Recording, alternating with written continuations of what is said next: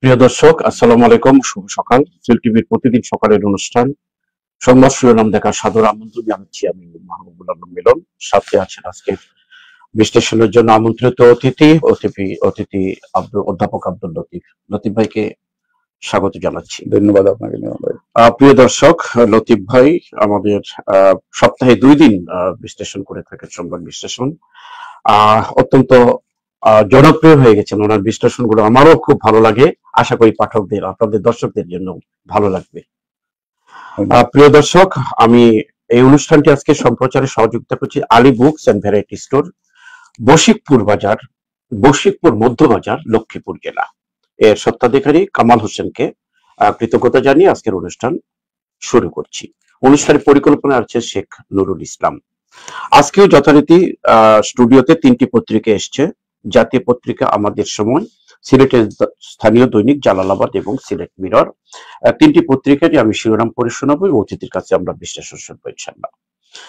শুরুতে হাতে নিচ্ছি আমাদের সময় পড়ার আগে আজকে দিন তারিখটি জানিয়ে দিচ্ছি। আজ রোববার 23 নভেম্বর 2025, 8 অগ্রহায়ণ 1432 বঙ্গাব্দ, 1 জামাদিউস-সানি 1447 হিজরি।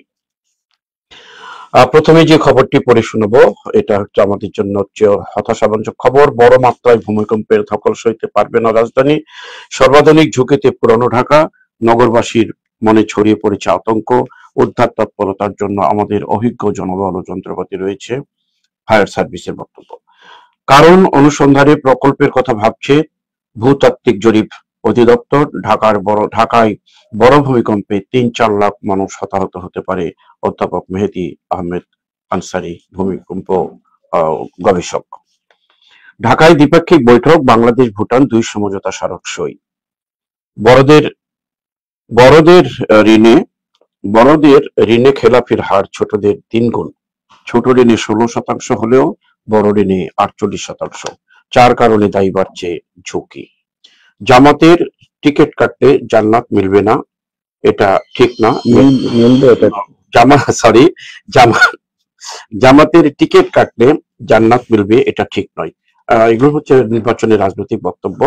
এই বক্তব্যগুলো আমরা সচরাচর শুরু হয়েছে, বিশেষ করে ইয়েতে আমাদের ফেসবুকে এগুলো বেশি শোনা যাচ্ছে। খবরটা আজকে পত্রিকায় এসছে। এটা আরো অন্যান্য খবর, ভূমিকম্পের খবর আরো রয়েছে। যেভাবে শক্তিশালী হলো নরসিংদীর ভূমিকম্প, 36 ঘন্টায় 3 দফা কম্পন, উৎপত্তিস্থল একই প্লেটের সংযোগস্থল। 8.2 থেকে 9 মাত্রার কম্পনের শক্তি জমা হয়ে আছে। ভয়াবহ কিন্তু সংকেত। আইন পাশ হলে গণভোটের কাজ শুরু করবে ইসি। ট্রাম্প মামদানি বৈঠক, এটা আন্তর্জাতিক খবর। পরস্পরের প্রশংসায় পঞ্চমুখ 2 নেতা। আমরা দেখেছি ট্রাম্প মেয়র নির্বাচনের সময় ট্রাম্প কিন্তু সরাসরি মামদানির বিপক্ষে ছিল। আজকে 2 নেতা এক হয়ে একে অপরকে প্রশংসা করছে। রাজনীতিতে এই মেরুকরণই আমরা সবসময় দেখে থাকি, এটাই হয়েছে সেটা।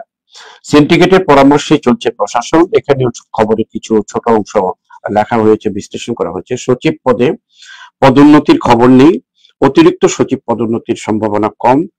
এপিডি উইং প্রধানের পদ আজও শূন্য।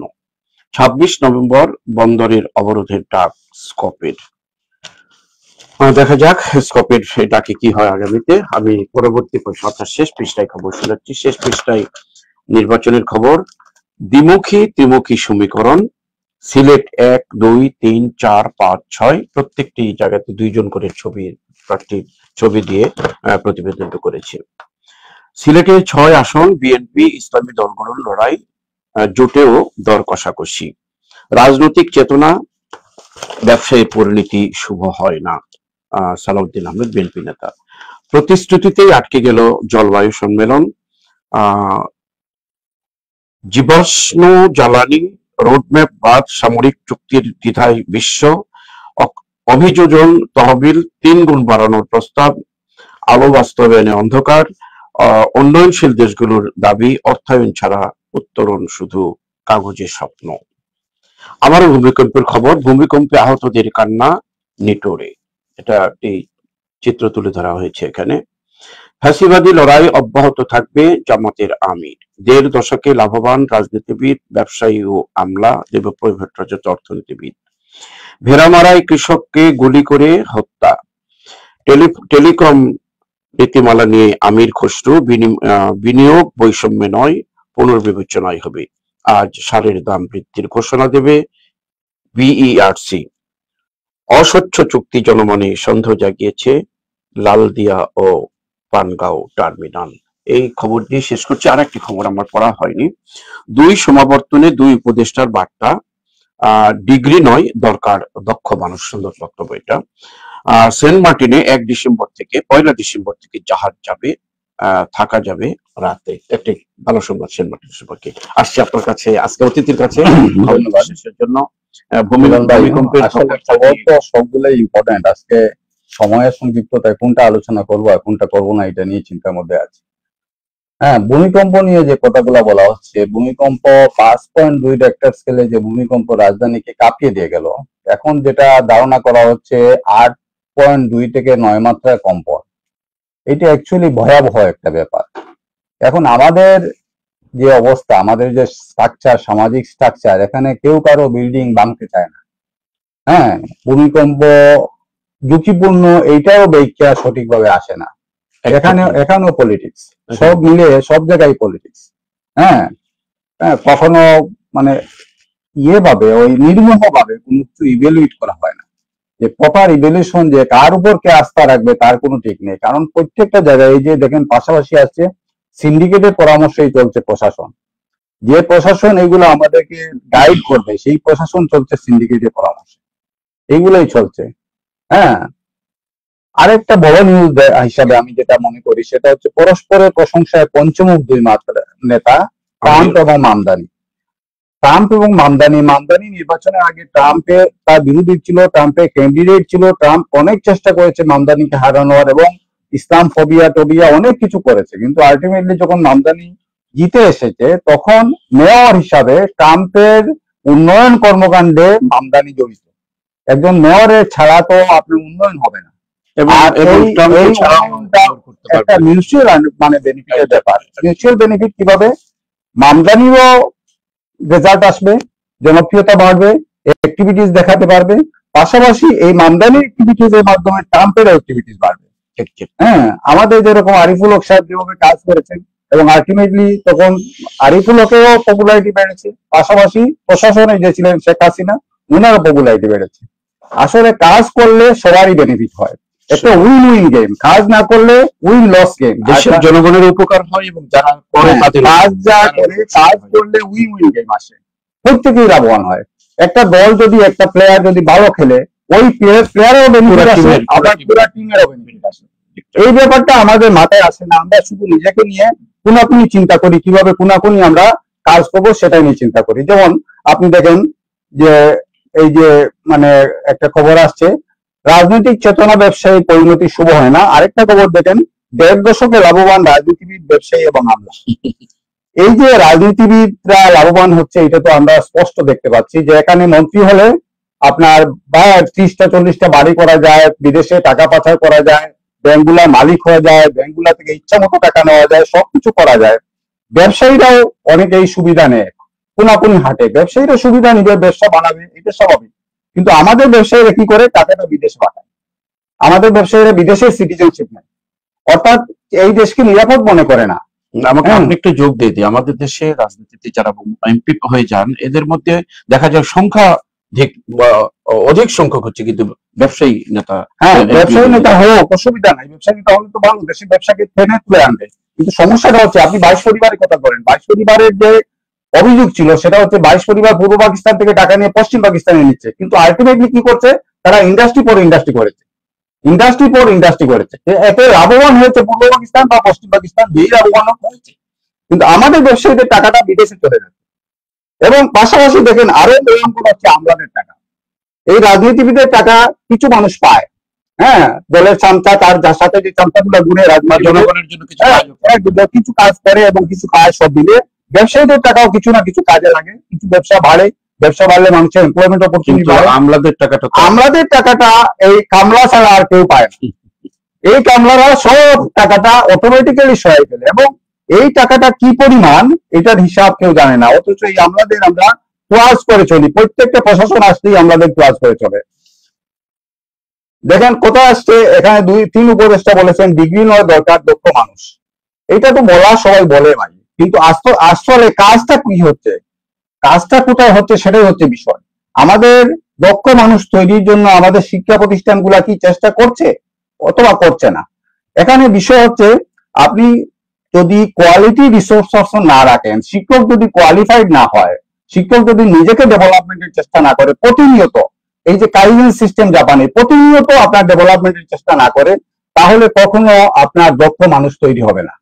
হ্যাঁ, কিন্তু আমাদের শিক্ষকরা যখন শিক্ষক হয়ে যায়, মাশাআল্লাহ, আর নিজেকে ডেভেলপমেন্টের চেষ্টা করে না, নিজের আর্থিক ব্যাপার, ব্যবসায়িক ব্যাপার, সম্পদের ব্যাপার কিভাবে ডেভেলপমেন্ট করা হয় সেটা নিয়ে চিন্তা করে। এটা দুঃখজনক বিষয়। ডিগ্রির এখান থেকে পাশাপাশি ডিগ্রিটাও দরকার। হ্যাঁ, আমাদের ডিগ্রি তো আসবেই, ডিগ্রি আসবে, পাশাপাশি দক্ষ মানুষ হবে। কিন্তু বিষয়টা হচ্ছে আমাদের যে স্ট্রাকচার, এই স্ট্রাকচারে শিক্ষক আছে, ছাত্র আছে, আমি অনেকবারই বলেছি, কিন্তু কোয়ালিটি নাই। আমাদের কোয়ালিটির জন্য চেষ্টা করতে হবে, এবং আলটিমেটলি আমি একটা উদাহরণ দিই বিনোদ ভাই। আনন্দ নিকেতনে একজন নিউজিল্যান্ডে একজন প্রিন্সিপাল ছিলেন, ওই ভদ্রমহিলা অর্ধেক শিক্ষককে বাদ দিয়ে দিচ্ছেন, সিলেটের শিক্ষা প্রতিষ্ঠান আনন্দ নিকেতন, এবং অর্ধেক শিক্ষককে বাদ দিয়ে দিয়েছেন, বাকি অর্ধেকে এমন ট্রেনিং দিয়েছেন। এখন আনন্দ নিকেতন আসলে একটা কোয়ালিটি মেনটেন করা একটা ইনস্টিটিউশন, এবং চমৎকার শিক্ষা ব্যবস্থা তাদের। এই বিষয়টা আমাকে কালকেও একজন বলেছে যে তার বাচ্চাটাকে পড়ে এবং বিজ্ঞানের যে প্রজেক্ট দেয় এগুলো চিন্তা করা যায় না, চমৎকার প্রজেক্ট দিয়ে ক্রিয়েটিভ কাজগুলো করায়। এই সব কিছু আসছে ওই ট্রেনিং থেকে। মানুষ তার দেওয়া এই কাজগুলো আমরা কেউ ফলো করছি না। রাজনৈতিক সংবাদগুলো আসছে, দ্বিমুখী ত্রিমুখী সমীকরণ এগুলো আসছে, কিন্তু আলটিমেটলি আমরা জানি না এখানে কে ক্যান্ডিডেট এবং কে ক্যান্ডিডেট থাকবে, আলটিমেটলি সেটাও জানি না, এবং দলও জানে না। এখানে আমি কালকেও দেখেছি যে মাঠ জরিপে রাখছে বিএনপি এবং জামাত আবার তাদের দলীয় ক্যান্ডিডেট চেঞ্জ করবে। তো একটা বিষয় আমার মাথায় ঢুকে না, একটা দলের কাজ কি? 5 বছর দল, 15 বছর দল, 15 বছরে একটা দল তার ক্যান্ডিডেটকে সেটা সেট করতে পারলো না। এখন ইলেকশনের আগে এই কুল না সেই কুল, এই কুল না সেই কুল, এবং এখানে আরো অনেক ডিস্ট্রিক্ট সংবাদ শোনা যাচ্ছে 100 কোটি টাকা পর্যন্ত দাম উঠছে একটা দলের কমিটিতে থাকার জন্য। এখন মানে 10 কোটি 20 কোটি টাকা দিতে হয় কমিটিতে থাকার জন্য, আর নমিনেশন পাওয়ার জন্য 70 কোটি 80 কোটি টাকা খরচ করতে হয়, এবং কি 100 কোটিতেও চলে গেছে।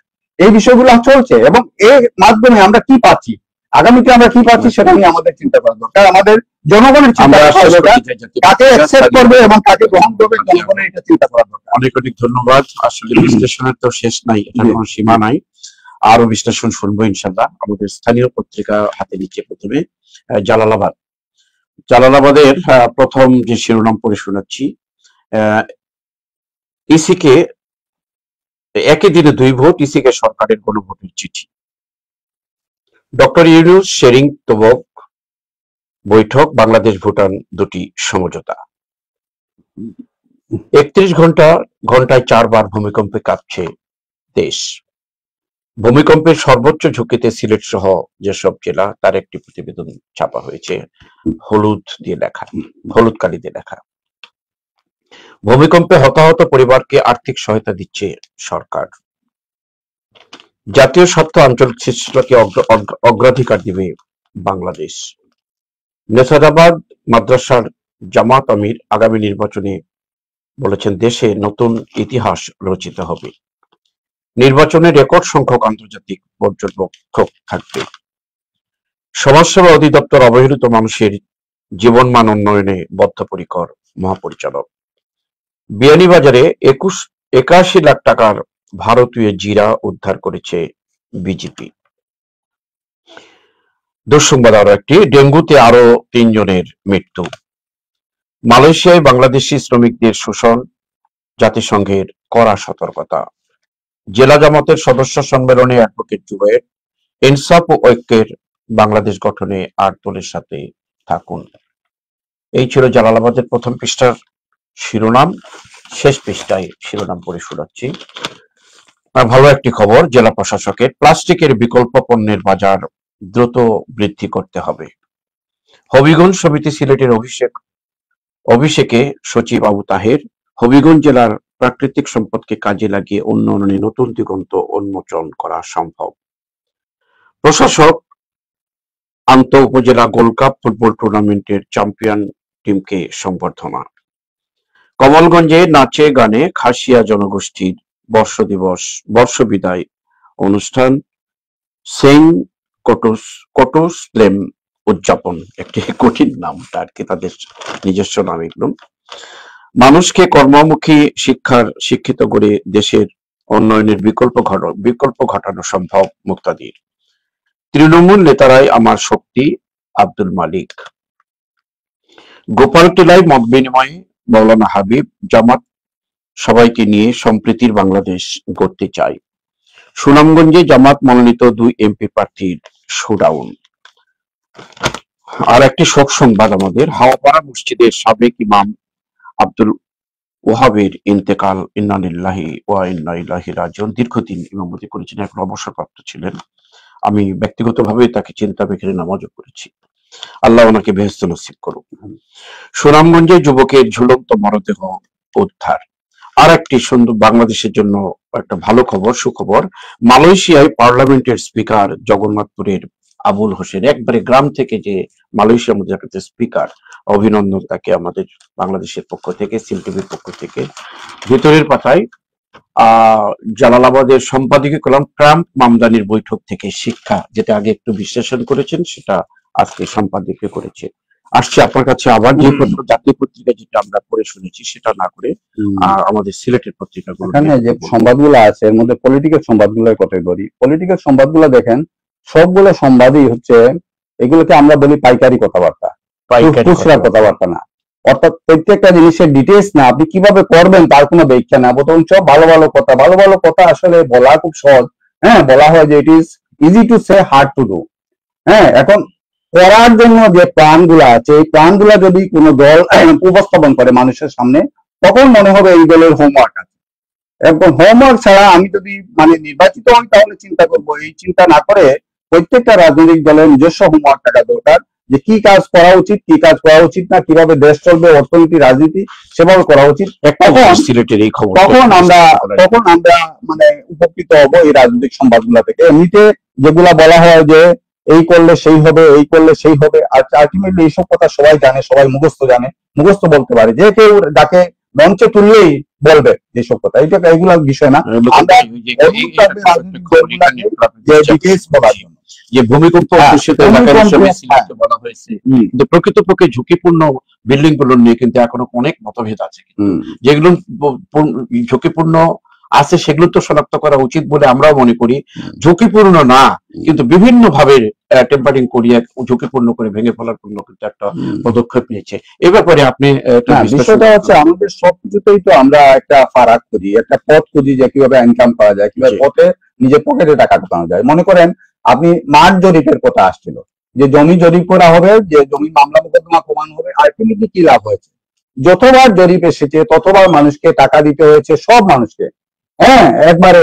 এবং প্রত্যেকটা এলাকায় জরিপের জন্য কোটি কোটি টাকা দিয়ে নেওয়া হয়েছে, এলাকার ইজারা নেওয়া হয়েছে। এই এলাকায় জরিপকারী অমুক হবে, কোটি কোটি টাকা দিয়ে নেওয়া হয়েছে এবং মানুষকে শোষণ করেছে চূড়ান্ত ভাবে। মামলা কি কমেছে? কমে নাই। এখন ভূমিকম্পের বিষয়টাও এইরকম।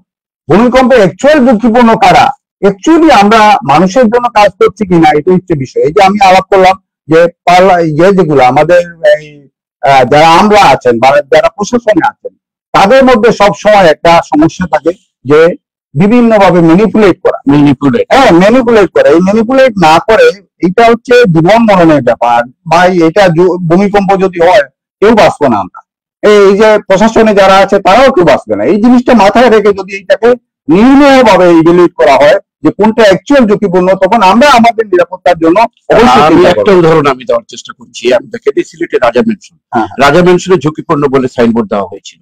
তারপরে এখানে রাজা মেনশনের ব্যবসায়ীরা, মালিক পক্ষ সকলে মিলিয়ে প্রমাণ করেছে এটা ঝুঁকিপূর্ণ নয়, সিটি কর্পোরেশনের পেপারসও দেওয়া হয়েছে, কিন্তু সেই পেপারসের পরিবর্তে এখনো কিন্তু কোনো ঝুঁকিপূর্ণ না বলে সেই পেপার একটা ফেরত দেওয়া হয়নি, কিন্তু ঝুঁকিপূর্ণ এখনো কাগজে কলমে রয়ে গেছে।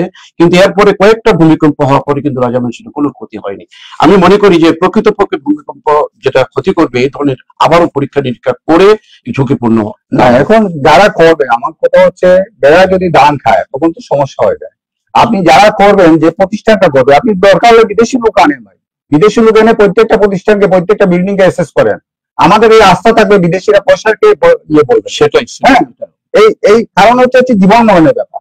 হ্যাঁ, এটা কিয়ামতের একটা পূর্বাভাস। অথচ যে ভূমিকম্প ঝুঁকিপূর্ণ নয় সেই বিল্ডিংটাতে যে ভেঙে যেই ক্ষতি কে দেবে, এই ক্ষতিটা এই যে আমি রাজা মনসুর কথা আবার বলছি, 6 তলা ভবন এটা নির্মাণ করা হয়েছে, এটা 3 তলা করা আছে, এমনিতে লোড নিতে পারছে, আসলে 3 তলার লোড এখন আমরা সব মেনশনের ব্যাপারে একই কথা বলবো।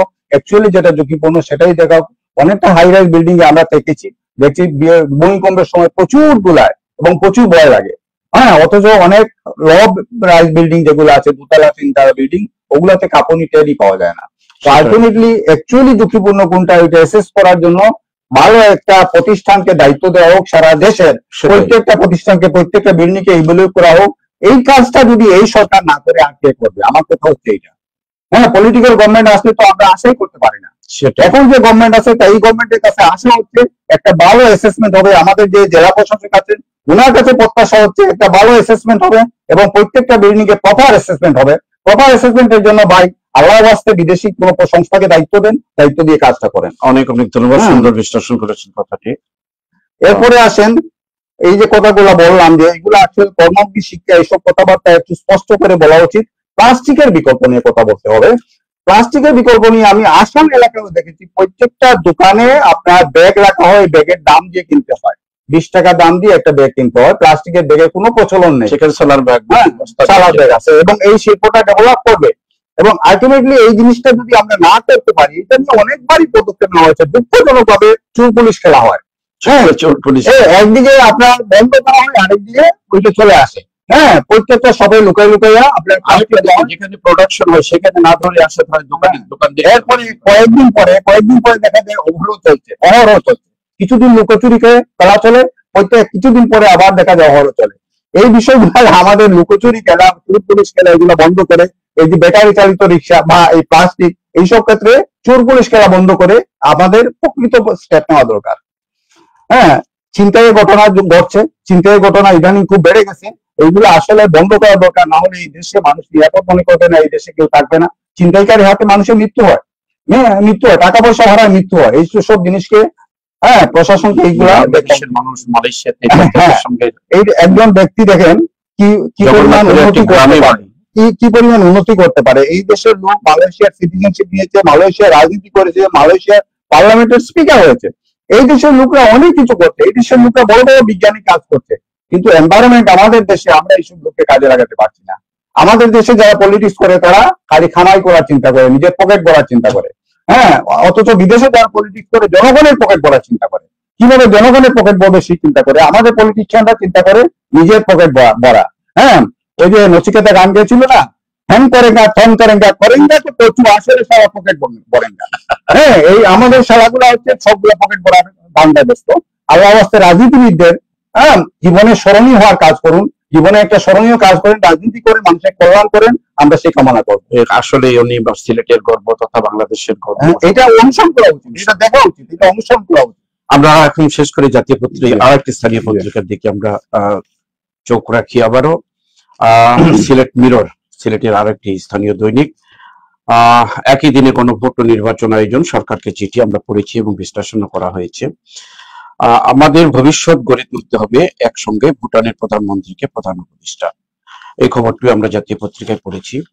নগরীর ঝুঁকিপূর্ণ 23 ভবন ভাঙা শুরু আগামী সপ্তাহে, এই যে খবরটি এখনো বিশ্লেষণ করেন। আমরা আশা করব প্রকৃতপক্ষে যেগুলো ঝুঁকিপূর্ণ সেগুলো যেন ভাঙা হয়। সিলেট সহ ভূমিকম্পের ঝুঁকিতে যেসব জেলা, মানুষকে কর্মমুখী শিক্ষায় শিক্ষিত করে তুলতে হবে, খন্দকার মুক্তাদির। নগরে 11,000 কেজি চুরাই পেঁয়াজ সহ 3 ব্যক্তি আটক। বিয়ানীবাজারে প্রায় কোটি টাকার মূল্যের জিরা জব্দ, যেটা আমরা অন্য পত্রিকায় পড়েছি। এটা কিন্তু রহরহ হচ্ছে ঘটনাগুলো। সুবিধ বাজারে আবাসিক ভবনে আগুন, 8 লাখ টাকার ক্ষয়ক্ষতি।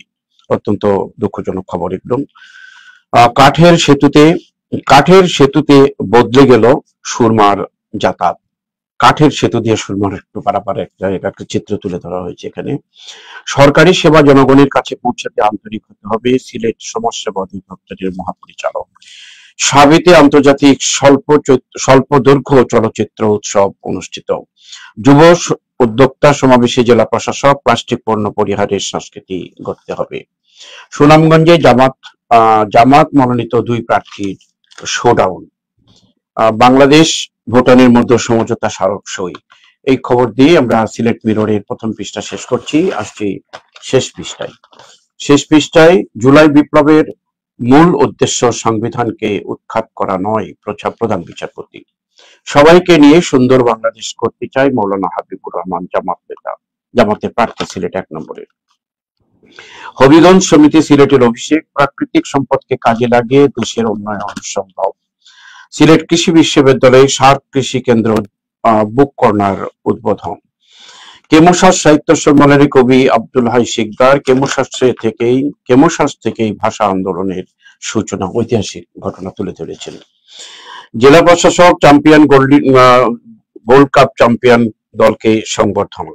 শব্দ দূষণ রোধে সাত্ত্বিক পথের আহ্বান, শহীদ সমাজ এর অন্তরঙ্গ আলাপন।